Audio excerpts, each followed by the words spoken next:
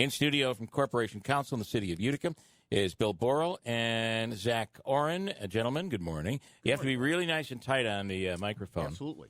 And good morning. Good morning. So let's start off with, you guys want to talk about the investigation. So that is correct. What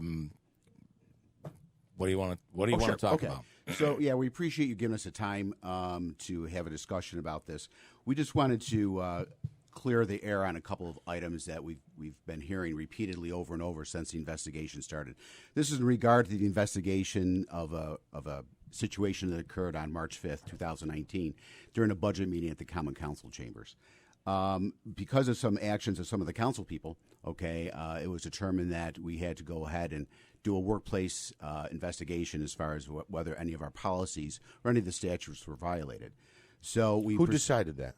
What happens is once we get the report of the incident, it goes to Lori Robel, who is our head of our Secretary of Civil Service, and then she makes the referral basically over to our office. Who reported the incident? Actually, Chief Scott Ingersoll, plus the other chiefs were there too. Why would he report the incident if there were two police officers right there?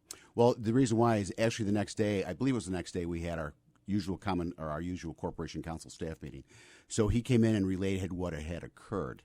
And again, I think it's important as Jay brought up. It was said he made an official report. Did he make an official report? Did he come in and say, this was so bad, I have to make an official report? What he did is he advised us of the situation. So the answer pretty much is yes. Okay. So what occurred was, I'm sorry, go ahead. Yeah, and he made statements that if these men were under his command, he would have issued discipline. So what happened? Which we'll get to the sword fighting and the other stuff. I can't wait to talk about that stuff. Sure. So basically what happened at that particular point is we did the investigation. And again, as Jay was indicating before, it's important for everyone to understand that it does not have to be a written incident report, okay? A verbal is enough for the statute. Okay. In fact, it's important to also note that this is like one of 7 that we've already conducted. Okay. So right now we're in the midst of 3 other ones. Did you conduct an official outside investigation on the deputy fire chief and the sword fighting and the porn? Did you conduct an outside investigation on that incident? There was no workplace violence alleged in that. So you have certainly a policy issue, though, right? I mean, no. is it policy that you can watch? You can bring in young kids, 20, 22, 23. You can bring them down, and you can all sit around and watch porn quietly, so nobody else sees in the firehouse. Well, is that policy okay? Because I think the rest of the firefighters want to know if they can bring in their X-rated tapes. Bill, I think you're mixing. I'm asking that question. I just wanted an answer on that question. And I'm going to answer that question. Was there an investigation on that? The question, yes, there was. Yes. By the outside Utica or inside? By the Utica Police Department. Internal Affairs. It's actually our Professional Standards Division. And why so would simply you not because have, there is a policy violation? And why would you not have the Utica Police handle this investigation? And that's what I'm trying to answer. I'm dying to hear all this one. policy. We're dying to tell you. I am. I'll bet you are. Okay. All policy violations of the city handbook do not get investigated the same way. For example, workplace violence. It says very clearly in the policies and procedures that goes to Lori Robel. So she was the one that appointed the outside investigator. When you have different policy violations, it goes to different investigators in different divisions. In the case of the sword fighting incident, that was referred to professional standards. By the way, I'm so that's glad why there was you're a difference also there. referencing that to sword fighting. Well, I'm using your words. Can you explain? Can you explain to me what sword fighting is? Because I want people to remember what was going on in that firehouse with that deputy chief who still works for the city of Utica. What is sword fighting? I think it's important at this point to note that, that was discipline. You can't look it up in the dictionary. All right, so I think it's important to note at this point we're here to talk about the investigation that took place on March 5th. I understand, but there's a comparison that No, it's not even a fair comparison. Here's what I'm asking. Here's what I'm asking. Let me finish. Well, you're not letting us finish. I'll let you finish after I finish. Here's what I'm asking. I'm going down the road that there is a comparison here to the way Chief Brooks was treated, to the way the deputy fire chief sword fighting, which I'm using your words now. The fire pants. I used your words, Bill. Well, I'm reusing yours. I get it, but listen. Let me finish. The masturbation on the fire pants. How these cases were all treated differently, and the only common denominator in these cases is one person was treated differently than others. One was someone that was appointed by the mayor, and the rest of them would be considered foes of the mayor. the foes of the mayor were really investigated quite aggressively. Yet, we don't know anything of what happened to the person that the mayor appointed. From the optics here, all I'm saying is, doesn't look good. And I'd like an answer to that. How are these? Why does it look like you treat one case so much differently than all the others? We treat each case in particular according to the contract and what the violation is according to the policy. Okay, so for example, for the fire department, they have a contract. Discipline is administered pursuant to the contract, okay? As far as when there's workplace violence, such as what happened on March 5th, we treat that under the workplace violence policy, So each one has to be investigated differently and separately because that's what the statute and the policy tells us to do. So to indicate that the mayor somehow is picking and choosing which battles he chooses to fight. It just seems that way. Well, but it's actually... Yeah, you're actually comparing investigations. Some were disciplinary, others were not. I get it. So you're comparing apples and oranges here. Continue with the justification for this investigation. Okay, you're back to the March 5th one. Correct. Okay, so, well, there was no justification. It was basically the issue was whether or not there was a violation. So having gotten that report, so we then had to go and hire, an investigator, who was Mike Sciatti, who performed the investigation on our behalf. We've used Mike before on a separate one between a common council person and an employee last year. So Michael is very well versed in this area. He teaches it, seminars, the whole 9 yards. Yeah. So, and what was that what council person and employee? That other investigation is protected by Civil Rights Law 50B. Fair enough. All right. How is that one protected? This one you're allowed to discuss again because of Civil Rights Law 50B that involves some sensitive. Yeah, but Jay, that's a good point. Okay, and what is civil rights? It protects people of like sexual harassment, those kinds of things. Fair enough. Okay, so basically, what happened on this particular one, why this one was let out, was because, and we checked with Bob Freeman, Freedom of Information from out of Albany. Mm-hmm. Okay, he indicated that absolutely this should or can be released. Okay. And the reason why is because it happened during an open public meeting, with council people as well as our employees were there. So he indicated to us that not only was a video that was taken, the 2 videos that were taken should be released under FOIL, but also the investigation, the 20-page investigation should be released. And he told us the same thing. We had him on. He said the same thing. So we both agree on one thing, Bill. It might be the only thing, but you're right. That's we do. Fine. We agree. So basically what occurred at that particular point, we had the investigation done, and it did find out various violations with the Common Council people that were involved with this. So can I ask you, you mentioned that Mr. Sciatti, if I'm saying that right, he's been hired by the city before. How often do you seek outside counsel? How often has he been hired to do investigations? He's been hired twice, so far, and we've sought outside counsel. We've had 7 of these either in the past or currently ongoing. So we've used 2 in other the past people. 10 years in the city's history? What do you mean 7 in the past? I would say in the last about 7 to 8 years. Okay. We had another incident about 8 years ago with a common council person and an employee. We had to hire outside counsel, outside investigator. Yeah. And that's the civil rights case. Nope, that was that's a different one. Yeah. Right. And how often do you have incidents with the council members that need to be investigated? This is the 3rd one since I've been there. What was the first one?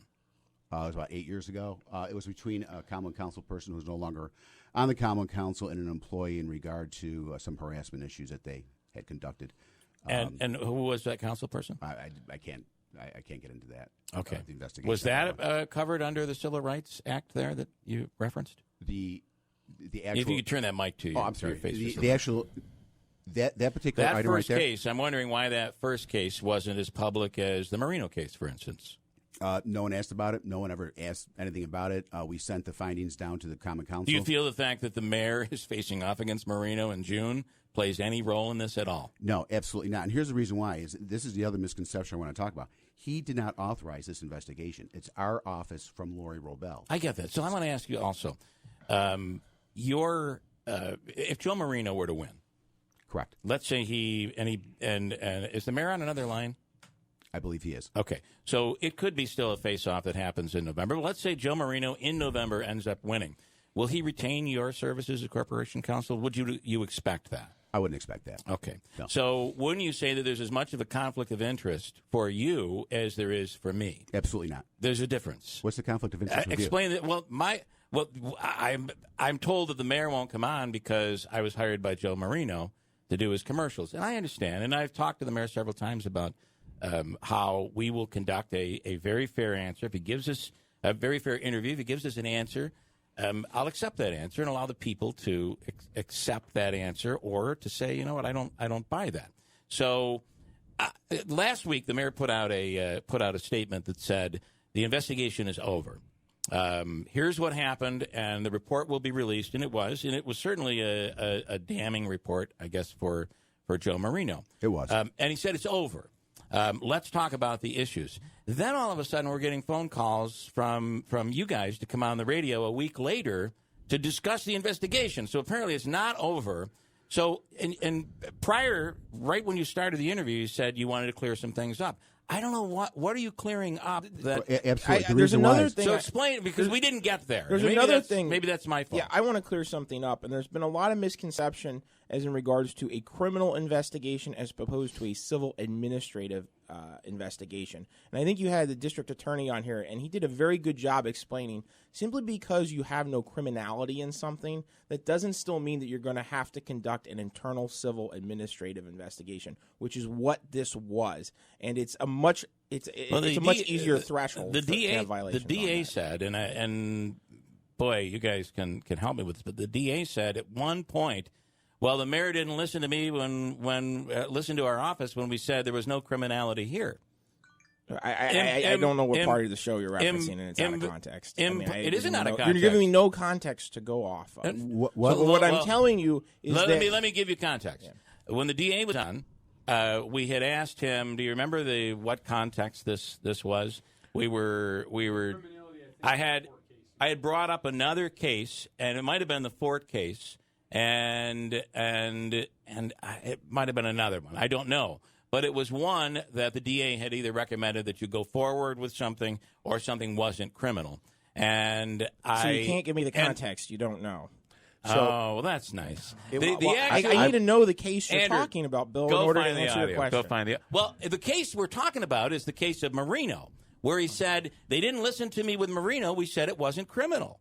That's the case. So there's your context. Well, okay. Actually, I don't believe probably Scott McNamara said that, because it was not determined to be criminal from the very beginning from the police officers that were there. From my understanding, Joe Marino wanted to have Frank DeBrango charged. Let me finish. I'll pull that audio. He wanted to have him charged. Then in the report, as the report indicated, he later on said, because of the head bump, that there was a head bump, and there was 3 police officers there. And the investigation is very clear what Joe Marino said. Joe Marino said, hey, look, there was a head bump. Then later on, he retracted. He said, no, I didn't tell the truth. I only did that for the effect of it. All right. He was actually trying to have Frank DeBrango charged from what the report investigation said and from what the police officers that were there said.